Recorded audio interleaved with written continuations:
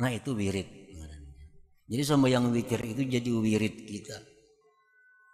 Nah, wirid yang utama daripada sembahyang sunat itu adalah witir, karena kedudukan witir ini mendekati fardu, lebih daripada qabliyah ba'diyah, lebih daripada sembahyang tarawih.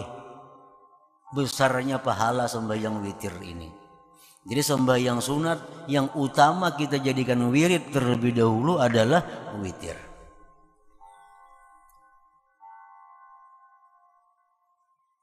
Nah, habis witir itu sudah kita aktif, kita ambil 3, kita ambil melaksanakannya habis sembahyang isya. Nah itulah yang kita kerjakan dulu.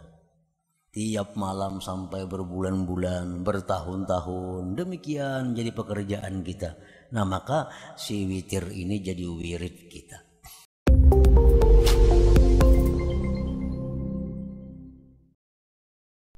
Para muhibbin rahimakumullah, setidaknya dalam hikmah ini ada 3 hal yang kita ambil. Yang pertama, la yastahqirul wirda illa jahul. Tidaklah menganggap remeh, tidaklah menganggap inting akan wirid kecuali orang yang sangat bodoh. Bahkan Al-Habib Abdurrahman As-Sagab berkata, man la lahu wirdun fahuwa kirdun. Orang yang tidak punya wirid, maka dia itu adalah kera, monyet atau warik jar kita.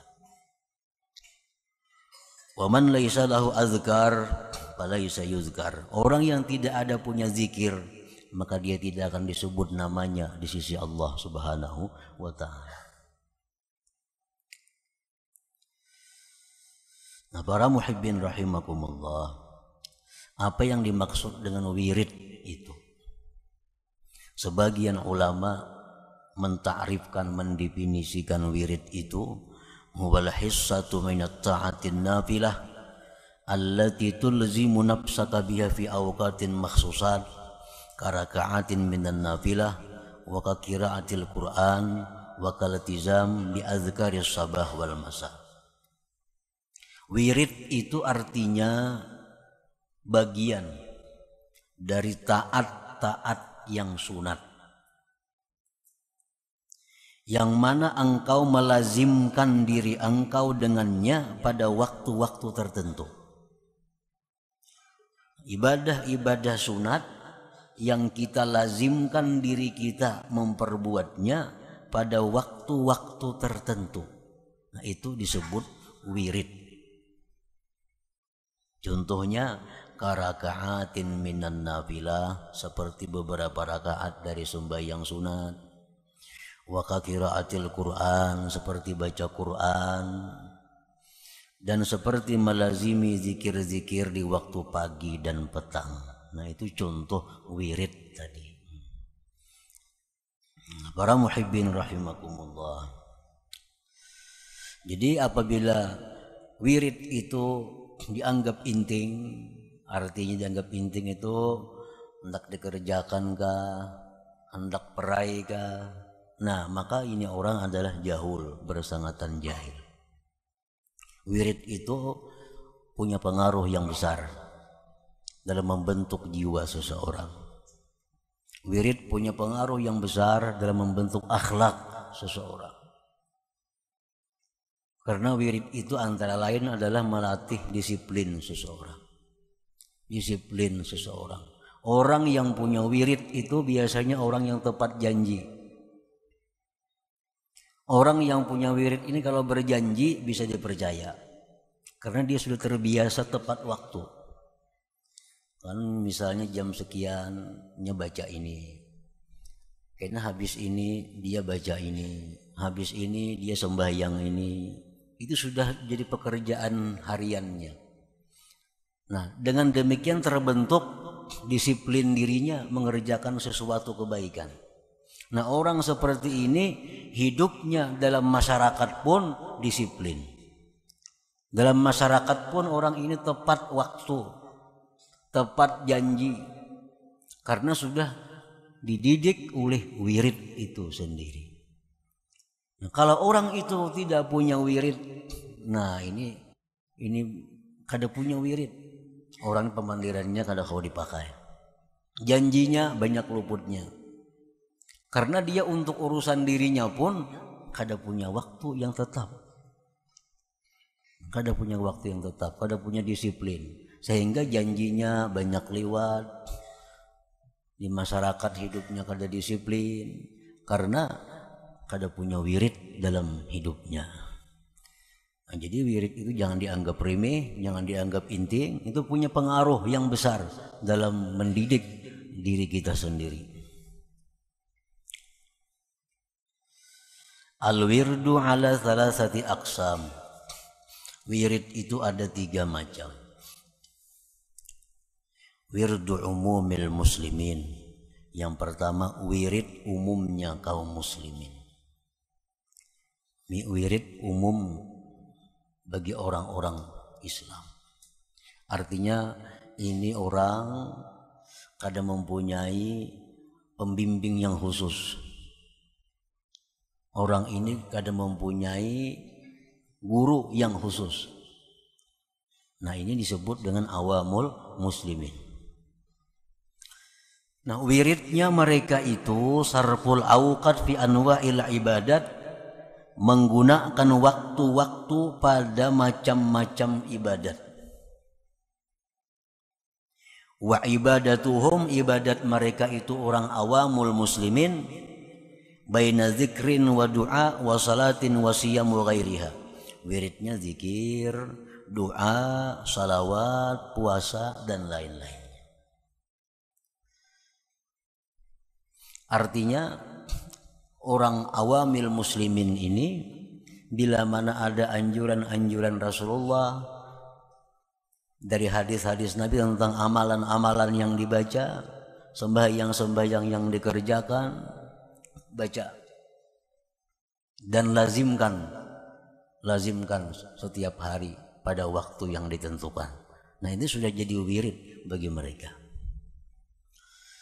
Nah, para muhibbin rahimakumullah, contohnya wirid yang utama dilakukan oleh kaum muslimin, muslimat, salat sunat witir. Nah, ini salat sunat witir. Apabila kita melakukan sembahyang witir dan ingin kita jadikan salat witir ini wirid kita, pertama kita ambil dulu berapa jumlah bilangan rakaatnya. Karena salat witir ini mulai 1 rakaat boleh sampai 11 rakaat. Pilih mana kira-kira yang mampu untuk diteruskan. Paling sedang misalnya 3. Nah, ambil 3. Setiap malam 3 rakaat witir. Setiap malam 3 rakaat witir. Jangan berubah, karena kadang-kadang sarakaat, kadang-kadang kita tekan rajin bisa sampai 11 rakaat. Nah, jangan kayak itu. Tekan-tekan kita perai sama sekali.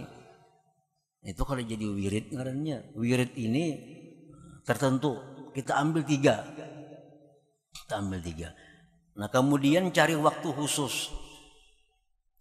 Apabila kita melaksanakan sembahyang witir itu yang bisa selalu dikerjakan. Misalnya habis sembahyang Isya. Nah, habis sembahyang Isya. Ini setiap malam witir kita laksanakan habis sembahyang Isya. Kalau itu waktu yang kita pilih. Kalau kita ambil misalnya habis tengah malam atau menjelang subuh jam 3. Nah, jam 3, tiap malam jam 3. Nah, itu wirid. Jadi sembahyang witir itu jadi wirid kita. Nah, wirid yang utama daripada sembahyang sunat itu adalah witir. Karena kedudukan witir ini mendekati fardu. Lebih daripada qabliyah ba'diyah. Lebih daripada sembahyang tarawih. Besarnya pahala sembahyang witir ini. Jadi sembahyang sunat yang utama kita jadikan wirid terlebih dahulu adalah witir.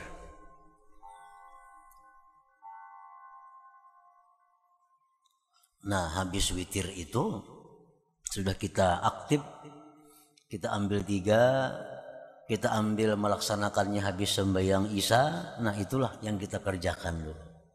Tiap malam sampai berbulan-bulan, bertahun-tahun, demikian jadi pekerjaan kita.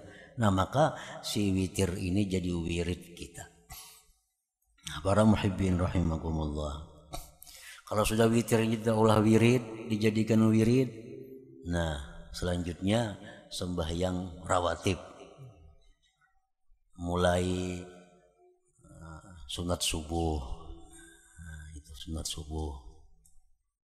Nah, kemudian lagi sunat qabliyah zuhur, ba'diyah zuhur. Bagi yang belum pernah punya wirid ini cukup ambil 2 dulu. Qabliyah zuhur itu 2, ba'diyahnya 2. Lebih baik itu daripada kadang-kadang tadi. Daripada kadang-kadang. Biar 2, cuma selalu 2. Sebelum zuhur 2, habis zuhur 2. Nah, sebelum asar, nah ini kadada qabliyah nang kuat. Habis maghrib ambil 2. Habis isya ambil 2. Nah, jadi 10 rakaat jadinya. Nah, 10 rakaat ini dijadikan wirid. Sedikit tapi jadi wirid itu lebih disukai Allah Subhanahu wa taala daripada yang kadang-kadang tadi. Ahabul amal ilallah adwamuhu wa in qall. Allah paling suka amalan kita yang terus-menerus walaupun sedikit.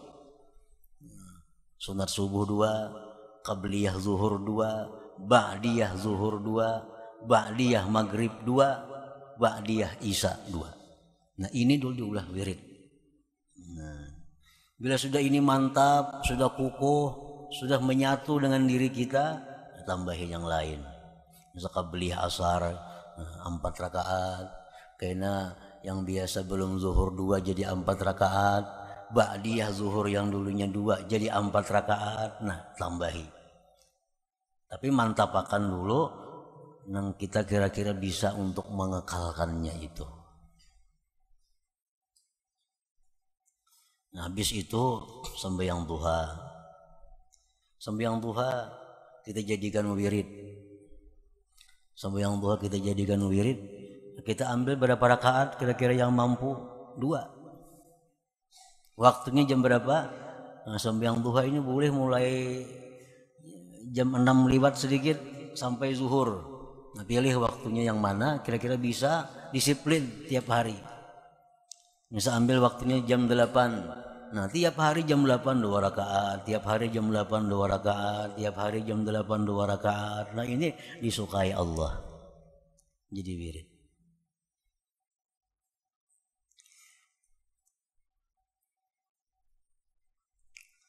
Baca Quran. Malam kita ambil waktunya, misalnya antara maghrib isya. Surah apa yang dibaca? Misal kita pilih surah utama, surah-surah yang utama Yasin, surah As-Sajdah, Al-Waqi'ah, Al-Muluk. Cukup 4 dulu. Berjalan terus menerus 4 rakaat, 4 surah ini tiap malam antara maghrib isya. Nah, supaya ini 4 surah jadi wirid kita. Nah, habis itu kena zikir pagi, zikir petang hari. Ini cukup kita ambil salah satu di antara ratib, misalnya ratibul haddad habis subuh, ratibul haddad habis asar, atau ratibul atas subuh, ratibul atas asar. Pilih salah satunya. Jadi jangan terlalu berat berdahulu karena kewalahan. Jangan langsung ambil banyak, tunggu dikitan, bertahap. Karena bertahap supaya ada berisi wirid. Nah, ada berisi wirid. Nah, para muhibbin rahimakumullah. Jadi ibadahnya, wiridnya awamil muslimin itu menggunakan waktu pada macam-macam ibadah mereka itu antara zikir, doa, sembahyang, puasa dan lainnya. Wa wirdus salikin, yang kedua wirid orang salikin. Wirid orang salikin ini wirid orang yang berada di bawah bimbingan guru. Bimbingan guru. Huwa ma yu'ayyinuhu lahu syaikhuhu la yazidu alaihi wa la yanqus. Nah, wiridnya orang salikin ini adalah sesuatu yang ditentukan oleh gurunya, tidak boleh dia mengurangi dan melebihi. Itu wiridnya orang salikin. Jar guru, Icam gak ada perlu baca ini, cukup Icam baca ini aja semacam, cuma 1000 sehari. Nah, jangan dikurangi, jangan ditambahi. Walaupun hati kepingin hendak membaca yang lain, jangan dibaca, karena guru memberi cuma itu. Nah, ini orang salikin.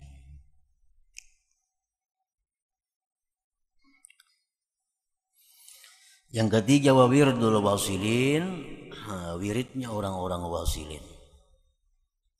Orang yang sudah sampai kepada ma'rifatullah, orang yang sudah sampai kepada tingkatan ma'rifat, itu wiridnya fikratun ma'ala uqub bi hadratillahi ta'ala. Wirid mereka itu hanya adalah fikir. Wirid mereka adalah fikir serta berhenti di hadirat Allah subhanahu wa ta'ala. Jadi wiridnya orang-orang wasilin ini mungkin kada sama lagi lawan kita. Wirid mereka itu diam, tafakur di hadirat Allah subhanahu wa ta'ala. Bukan kada bewirid, orang kada bewirid, cuma wirid orang itu beda. Nah, wirid orang itu kada sama dengan kita. Nah, yang pertama itu yang kita ambil daripada hikmah ke 109 ini, bahwa wirid itu mesti ada dalam diri kita. Bila kita kada punya wirid, jar Habib Abdurrahman As-Segaf, maka itu adalah bukan manusia, tetapi itu monyet, kera. Kera, warik. Ini bebas kada berwirid kada itu. Turun naik meluncat ke sana kemarinya. Kada ada wiridnya. Nah, bila kita kada berwirid sama itu. Jadi mesti ada wirid. Mengkada ada diulah seorang aja, ulah seorang mana. Nah, hendak diulah tadi, hendak membaca Quran tadi, Yasin, Tabarak misalnya, ulah itu jadi wirid. Karena sembahyang witir, ulah witir jadi wirid. Karena sembahyang duha, ulah duha jadi wirid.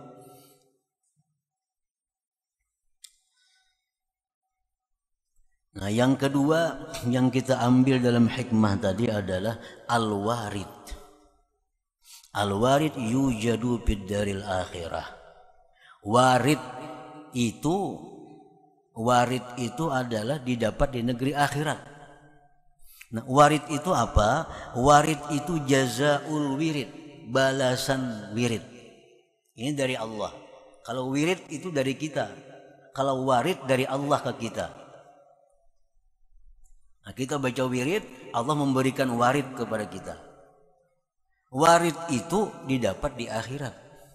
Balasan wirid-wirid yang kita baca, balasan wirid-wirid yang kita amalkan itu di akhirat kita. Di akhirat balasannya.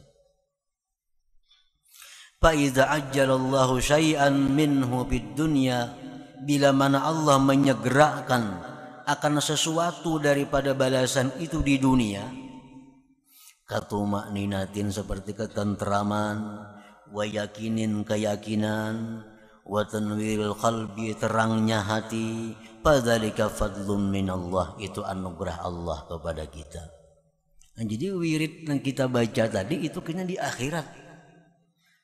Apabila Allah segerakan sebagian daripadanya kepada kita dalam dunia ini seperti ketentraman hati, nah itu bisa. Dalam Al-Quran disebutkan ala bizikrillah tatmainnul qulub. Nah, ketahuilah bahwa dengan berzikir kepada Allah itu hati tentram. Ketentraman hati itu adalah pemberian Allah. Sebab wirid kita zikir la ilaha illallah itu. Balasan yang sabujurnya, yang sakumplit, sesempurnanya itu di akhirat. Dalam dunia ini cuma Allah kirim balasannya berupa ketentraman hati. Tambah yakin, tambah ridha kepada Allah, hatinya terang. Nah ini kiriman dari Allah yang disegerakan ke dalam dunia bagi orang-orang yang berwirid atau orang yang punya wirid itu. Qala al-Imam Al-Habib Abdullah bin Alawi Al-Haddad radhiyallahu anhu wa alam anna al-awrad asarun kabir fi tanwiril qalbi. Habib Abdullah bin Alawi Al-Haddad berkata, ketahuilah bahwa wirid-wirid itu punya pengaruh yang besar pada menerangi hati. Menerangi hati. Hati yang terang itu macam apa? Penarang hati ya. Apa garang hati yang terang itu? Nah, hati yang terang itu adalah hati yang gemar beribadah. Hati yang terang itu hati yang tidak suka kepada duniawi. Itu hati yang terang. Udah banyak penarang hati. Nah, pagarang terang hati itu artinya bukan pahapalan, bukan itu maksud terang hati. Terang hati itu artinya adalah bahwa hati yang terang itu dia akan gemar kepada ibadah, dia akan gemar kepada Allah Subhanahu wa taala. Itu tanda hati yang terang. Kalau hati yang gelap, nah itu sukanya kepada dunia, sukanya kepada menunaikan syahwat-syahwat dirinya, itu hati yang gelap. Nah, wirid itu wirid. Misal kita mewiridkan witir tadi, mewiridkan sembahyang duha, mewiridkan baca beberapa surah Al-Quran, mewiridkan ratib sore pagi. Nah, itu punya pengaruh yang besar pada menerangi hati kita. Jadi wirid itu bisa menyebabkan kita ini makin cinta kepada Allah.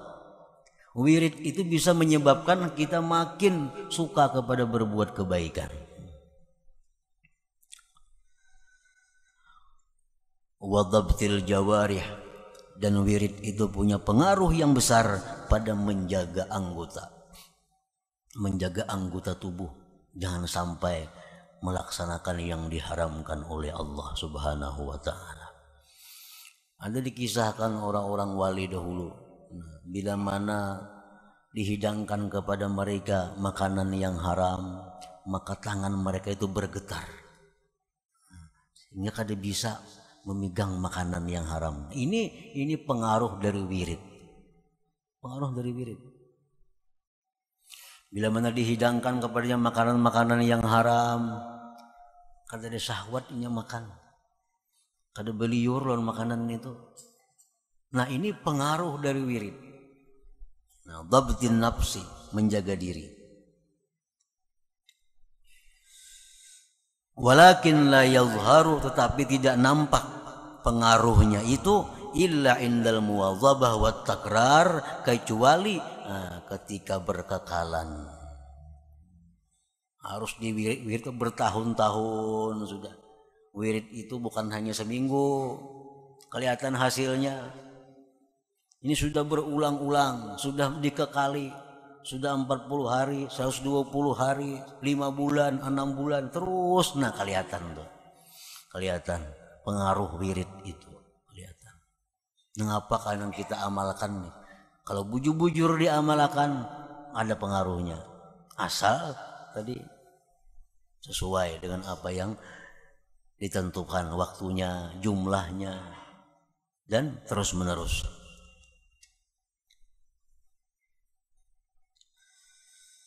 Walakin la yadhharu illa indal muwadzabah wa takrar wa fi'li kulli wirdin minha bi waqtin yakhussuh. Tetapi pengaruh yang besar daripada wirid itu tidak nampak di dalam hatinya, tidak nampak pada anggotanya, kecuali ketika dikekali dan diulang-ulang dan memperbuatnya tiap-tiap wirid itu pada waktu yang dikhususkannya. Nah, yang kedua itu yang kita ambil dari hikmah ke 109 tadi. Yang ketiga, Al-wirdu ahaqqu ayya'taniya bihil abdu minal warid. Wirid ini lebih utama kita perhatikan. Wirid ini lebih utama kita perbuat dibanding kita menghendaki warid.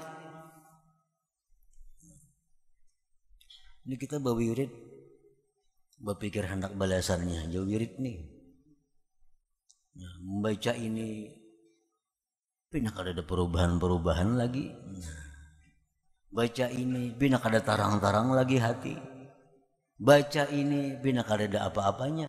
Nah itu kada perlu dipikirkan, itu ngarannya warid. Warid. Warid itu jangan dihiraukan. Yang penting kita urus wirid. Yang penting kita biriskan wirid kita. Jangan kita memikirkan warid yang dari Allah itu jangan. Kan berzikir tentram hati. Ala bizikrillah tatmainnul qulub. Berzikir hati pindah ada tentram juga. Nah jangan dipikirkan kada tentramnya, itu yang kita pikirkan, teruskan wirid ini. Jangan memikirkan yang warid dari Allah itu. Al-wirdu ahaqqu ayya'taniya bihil abdu minal warid. Wirid itu lebih berhak bahwa memperhatikan, mengutamakan dengannya oleh seorang hamba daripada warid itu. Kenapa alasannya? Wirid itu lebih utama yang kita pikirkan, bukan warid, bukan balasan dari Allah itu. Li'annal wirda la yakhluqu wujuduh. Wirid itu kada ada gantinya. Bila kita hari ini kada berwirid, hilang. Kada kau diganti lagi. Bangkana isok dikada, isok itu wirid isok juga. Karena isok itu ada punya bacaan juga. Nah, jadi wirid ini kalau hilang hari ini itu sudah hilang. Walaupun kita qada, walaupun kita bayar, tetap kada sama lawan nang semestinya. Kita membaca Quran habis maghrib biasanya 4 surah. Biasa itu jadi wirid. Kenapa kesibukan kada terbaca nih? Nah, itu hilang dah. Atau kau diganti lagi. Karena Imba Isa dibayari kada sama lagi. Kada sama lagi. Nah, jadi maka itu lebih baik kita memperhatikan wirid daripada memikirkan warid, memikirkan yang balasan Allah itu. Lebih baik mengurus wirid kita supaya teratur. Nah, yang kedua alasannya kenapa wirid itu lebih utama kita perhatikan, wali annallah talibuhu min. Karena Allah menuntut kita untuk berwirid itu. Kita berwirid ini tuntutan Allah. Sedangkan menjaga tuntutan Allah itu lebih utama daripada memikirkan tuntutan kita berupa balasan daripada wirid tadi. Urudul amdad minallahi ta'ala ala abdihi. Bermula datangnya bantuan anugerah dari Allah Ta'ala atas hambanya. Contohnya bantuan pemberian anugerah itu kal itmi'nan inda dzikri. Ketika adanya ketentraman hati ketika berzikir kepada Allah. Dalam Al-Quran disebutkan ala bizikrillah tatmainnul qulub. Ketahuilah bahwa dengan zikir kepada Allah maka hati menjadi tentram. Nah, ketentraman hati itu disebut adalah bantuan Allah, pemberian Allah.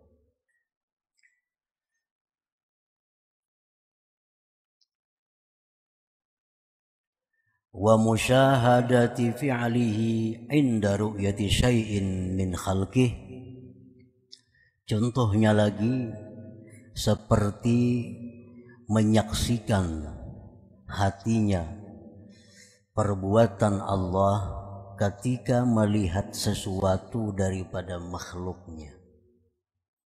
Kalau kita melihat sesuatu daripada makhluk, lalu hati kita ingat bahwa itu ciptaan Allah. Nah, ingatnya hati bahwa itu ciptaan Allah adalah pemberian Allah kepada kita. Pemberian Allah kepada kita.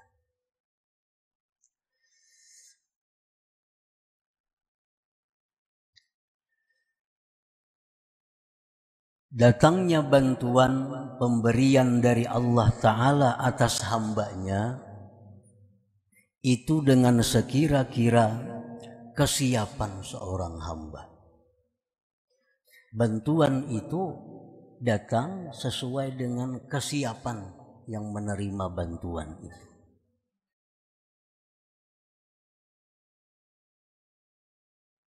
Bagaimana kesiapan menerima bantuan itu? Bitakhliyati qalbihi wa tathhirihi anis sifatil mazmumah wa tahliyatihi bis sifatil mahmudah. Dengan membersihkan hati dari sifat-sifat yang tercela dan menghiasi hati dengan sifat terpuji. Nah, itu kesiapan hati. Apabila hati kita bersih dari sifat yang tercela, hati kita berisi, berpakaian, berhias dengan sifat mulia, maka bantuan Allah tadi akan datang kepada kita karena keadaan kita siap menerima bantuan Allah tadi.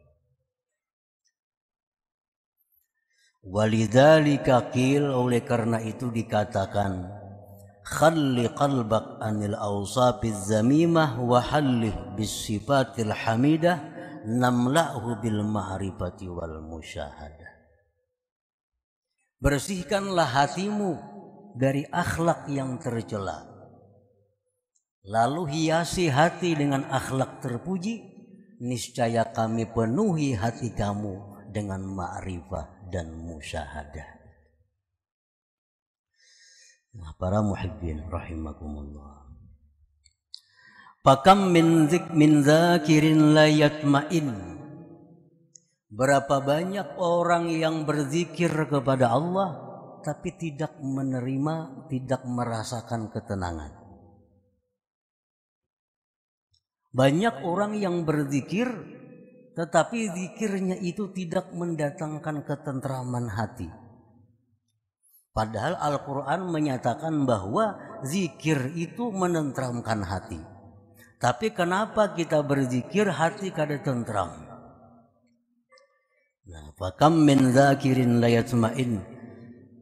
Berapa banyak orang yang berzikir tapi kada bisa tentram. Mestinya sesulit apapun yang kita hadapi, kalau sudah hati kita berzikir, tentram. Semarah apapun kita terhadap seseorang, kalau sudah kita berzikir, mestinya tentram. Nah, kenapa kada tentram? Zikir sudah ribuan sehari, tapi kada membawa ketentraman. Bantuan Allah itu tidak datang. Madad ilahi tidak datang. Wa kam min zakirin la yusyahid. Berapa banyak orang yang berzikir tapi tidak bisa musyahadah. Ini sudah hari-hari berzikir la ilaha illallah, dalam hatinya tiada yang berbuat kecuali Allah. La ilaha illallah, tidak ada yang berbuat kecuali Allah. Tapi pada kenyataannya melihat kejadian-kejadian lupa kepada Allah. Melihat sesuatu lupa kepada Allah. Tapi bila waktu berzikir, la ilaha illallah, tiada yang berbuat kecuali Allah, tidak ada ciptaan kecuali ciptaan Allah. Nah, sudah melihat kenyataannya lupa kepada Allah. Fala illata lidzalik, maka tidak ada sebab yang demikian illa li'adami safai qalbi, karena tiada bersihnya hati, minal awsafiz zamimah, daripada sifat yang tercela, wa adam ittisafi qalbihi, dan karena tiada bersifat hatinya bisifatil hamidah, dengan sifat-sifat yang terpuji. Itu sebabnya. Sekalinya itu sebabnya. Kenapa zikir itu kadang membawa ketentraman? Ternyata hati orang yang berzikir itu masih dipenuhi dengan sifat yang tercela. Nah, kenapa zikir yang dibaca sehari ribuan kali, tapi begitu keluar rumah sudah lupa kepada Allah? Ternyata hati orang berzikir itu masih dipenuhi dengan sifat-sifat yang tercela. Nah, sebagaimana halnya ketentraman waktu berzikir, bisa musyahadah waktu melihat sesuatu, khusyuk dalam salat itu termasuk madad ilahi. Khusyuk dalam sembahyang. Sembahyang bisa khusyuk. Nah, itu madad ilahi. Bagaimanapun kita belajar tentang pelajaran khusyuk dalam sembahyang, pelajari cara-cara khusyuk dalam sembahyang, tapi sembahyang enggak ada khusyuk. Padahal kalau memandirnya sudah ahli banget, memandirnya sudah ahli luar biasa, cara khusyuk sembahyang ke ini, ke itu. Sembahyang enggak ada khusyuk. Karena khusyuk ini adalah madadun ilahi, ini pemberian Allah yang Allah berikan kepada orang yang siap untuk itu, yaitu orang yang hatinya bersih dari sifat yang tercela. Nah, para muhibbin rahimakumullah, seapa kita dapat khusyuk dalam sembahyang, nah seitulah kemampuan hati kita untuk menerima pemberian Allah itu. Masing-masing orang ini kada sama khusyuknya. Ada yang khusyuk sembahyang itu mungkin 1/10 dari 4 rakaat. Ada yang khusyuknya cuma sekian persen. Ada yang khusyuknya cuma 1%. Nah, ini khusyuk ini pemberian Allah. Allah berikan kepada orang yang siap menerimanya itu. Siapa yang siap itu? Orang-orang yang hatinya bersih daripada sifat-sifat yang tercela itu. Nah, para muhibbin rahimakumullah, wasifatul mazmumah al-mani'atu liwurudil amdad, bermula sifat-sifat yang tercela yang mencegah datangnya bantuan Allah tadi. Kal kibri, seperti sifat sombong. Sifat sombong. Bagaimana sombong itu? Seperti merasa bahwa dirinya itu lebih takwa dari orang lain. Dirinya itu lebih mulia dari orang lain. Dirinya itu lebih bersih dari orang lain.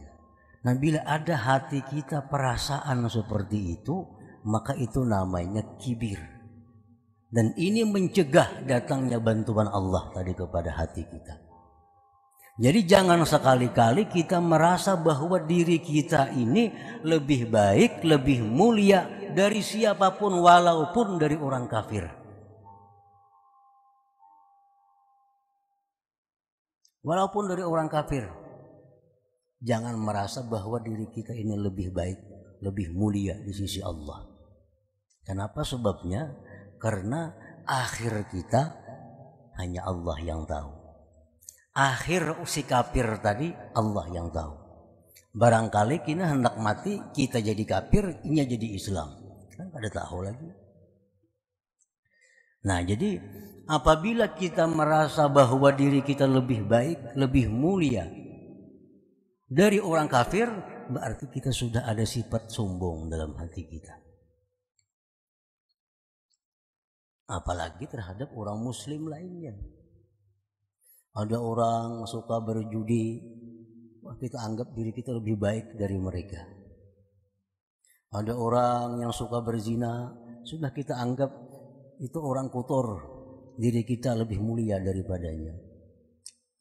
ada melihat orang ahli maksiat, hati kita sudah bicara bahwa kita lebih mulia daripadanya. Dan ini biasa penyakit ini datang kepada talabatul ilm, datang kepada para penuntut ilmu agama, kepada orang ahli ibadah. Orang ahli ibadah, orang penuntut ilmu itu biasanya dihinggapi sifat ini, merasa bahwa dirinya lah yang bersih, orang lain itu kotor. Nah, padahal itu sifat yang mencegah dia menerima bantuan madad dari Allah Subhanahu wa ta'ala. Jadi jangan ada lagi dalam diri kita bahwa kita ini lebih mulia dari orang lain. Jangan ada lagi dalam diri kita merasa bahwa kita ini lebih takwa dari orang lain. Karena ketakwaan itu hanya Allah yang tahu. Al-Quran mengatakan wallahu ya'lamu man ittaqa. Allah mengetahui dengan orang yang takwa. Kita kada tahu. Jangan ada dalam hati kita merasa bahwa kita lebih takwa walaupun dari penjudi. Jangan ada dalam hati kita merasa lebih takwa walaupun dari ahli zina. Karena barangkali dia hanya zina dosanya, sedangkan kita macam-macam dosa. Ada ria, ada sombong, ada dengki. Nah, kita kada tahu itu. Jangan ada lagi perasaan bahwa diri kita lebih mulia dari siapa juga pun. Nah, ini bila sudah demikian, kibir sombong itu hilang dari hati kita. Dan ini membuka untuk menerima madad ilahi, bantuan dari Allah tadi, sehingga kita berzikir tentram hati. Kita membaca Quran tentram hati, sembahyang lebih khusyuk. Kita berzikir bisa musyahadah kepada Allah kalau sudah pencegahnya ini hilang dari hati kita. Nah, para muhibbin rahimakumullah, qala Allah Ta'ala, firman Allah Ta'ala, sa'asrifu an ayati alladzina yatakabbaruna fil ardi bighairil haqq. Allah menyatakan, selagi aku palingkan ayat-ayatku terhadap orang yang berlaku sombong di muka bumi. Jadi artinya orang yang dalam hatinya itu ada kesombongan, itu dipalingkan Allah daripada bantuan Allah Subhanahu wa ta'ala, berupa khusyuk, berupa nikmatnya ibadah, berupa musyahadah. Nah, itu dipalingkan oleh Allah terhadap orang-orang yang sombong tadi. Wa qala ta'ala, firman Allah Ta'ala, kadzalika yatba'ullah ala kulli qalbi mutakabbirin jabbar. Seperti demikianlah Allah mengunci, mematri atas hati, atas tiap-tiap hati orang yang sombong. Orang yang sombong itu dikunci Allah hatinya, sehingga kada akan bisa menerima bantuan. Ilmu bertambah, manfaatnya tetap kada dapat. Orang yang sombong, rajin nuntut ilmu, wawasan ilmunya bertambah. Dulunya kada tahu ini haram, tahu sekarang haram. Ini boleh. Ilmunya bertambah, tapi manfaat ilmu kada didapatnya. Karena hatinya dikunci oleh Allah Subhanahu wa ta'ala. Nah, tadi kadzalika yatba'ullah ala kulli qalbi mutakabbirin jabbar. Wa qala ta'ala, dan firman Allah, innahu la yuhibbul mustakbirin. Allah tidak cinta kepada orang yang sombong itu. Kalau Tuhan kada cinta, jelas Tuhan kada akan memberi bantuan, anugerah tadi. Nah, para muhibbin rahimakumullah, jadi satu contoh sifat yang tercela yang mencegah datangnya bantuan Allah kepada kita adalah kesombongan. Nah, jadi kenapa kita berzikir kada tentram, kenapa kita sembahyang kada bisa khusyuk, padahal berapa kali sudah ikut pelatihan salat khusyuk, kada mau khusyuk, bertambah kada khusyuk. Berapa banyak punya buku-buku tentang salat khusyuk, kada mau khusyuk. Karena khusyuk ini bukan perkara ilmu, khusyuk ini perkara madadun ilahi. Ini bantuan Allah kepada hamba, tergantung kesiapan kita menerima itu. Nah, jadi pertama kesombongan itu. Yang paling ringkas mengartikan kesombongan itu bahwa merasa dirinya lebih daripada orang lain. Bukan lebih kaya, kalau memang sugih merasa lebih sugih daripada si miskin kada jadi soal. Ini merasa lebih mulia. Nah, merasa lebih takwa, merasa lebih bersih. Nah, ini yang dimaksud dengan kesombongan itu. Kalau orang merasa dirinya bungas pada orang lain, kalau bujur-bujur bungas ya kada jadi masalah. Itu lain sombong artinya. Bungas orangnya dalam hatinya bungas kepada ini itu, nah kada jadi soal, memangnya bungas. Ini perkara zahir. Ini bisa duit 1 triliun. Nang saya kongnya 1 miliar. Akhirnya sudah aku pada itu. Kada jadi soal tuh bujur aja itu. Yang dimaksud sombong ini adalah urusan yang dia tidak tahu. Seperti merasa lebih takwa, merasa lebih diperhatikan Allah, merasa dirinya suci. Nah, ini kesombongan. Nah, para muhibbin rahimakumullah. Yang kedua, yang mencegah datangnya madad ilahi tadi adalah wahubbud dunia, mencintai dunia. Mencintai dunia. Apa itu dunia? Yang bila kita cinta kepadanya menutup bantuan Allah. Nah, dunia itu artinya adalah sesuatu yang membuat kita sengsara di akhirat. Itu dunia. Nah, sesuatu yang membuat kita sengsara di akhirat, itulah dunia.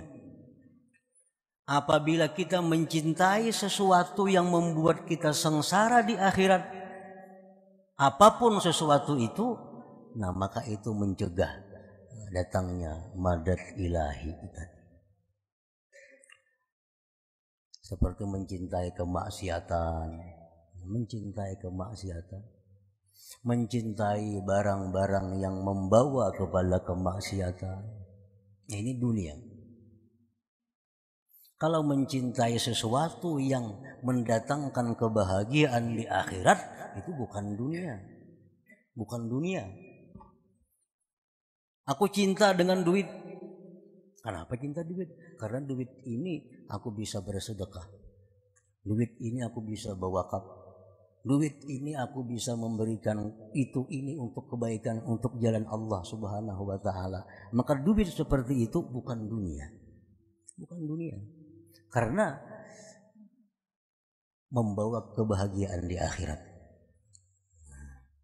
Jadi apabila ada dalam hati kita mencintai sesuatu yang membuat susah di akhirat, nah maka itu dunia. Baik ilmu, baik harta, baik kedudukan, apapun. Nah, ini mencegah datangnya madadun ilahiyun tadi.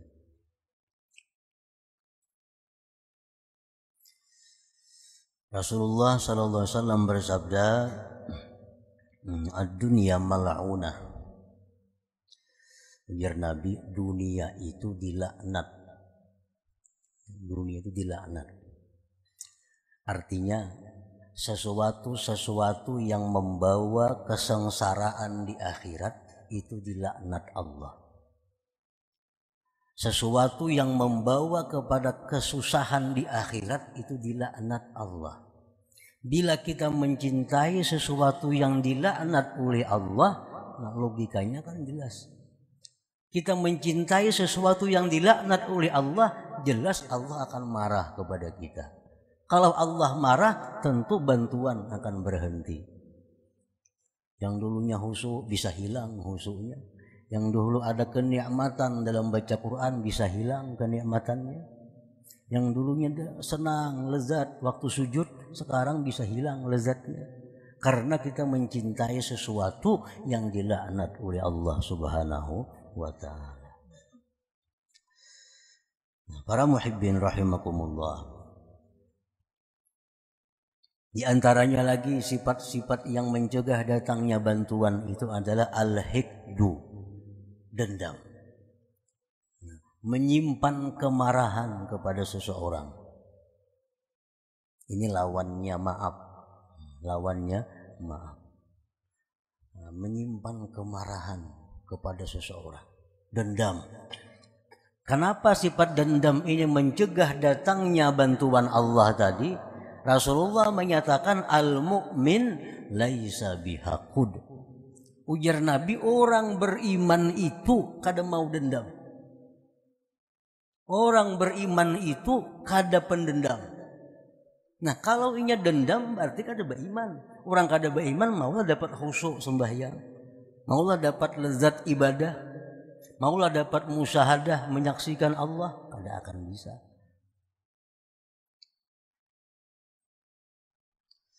Nah, para muhibbin rahimakumullah, itu contoh tiga.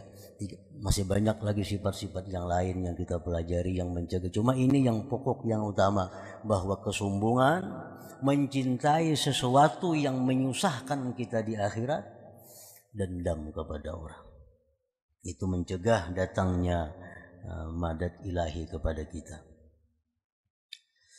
Wa syuruqu anwaril aurat wal a'malis salihat ala safail qalbi minaz dzunub wal aqdar.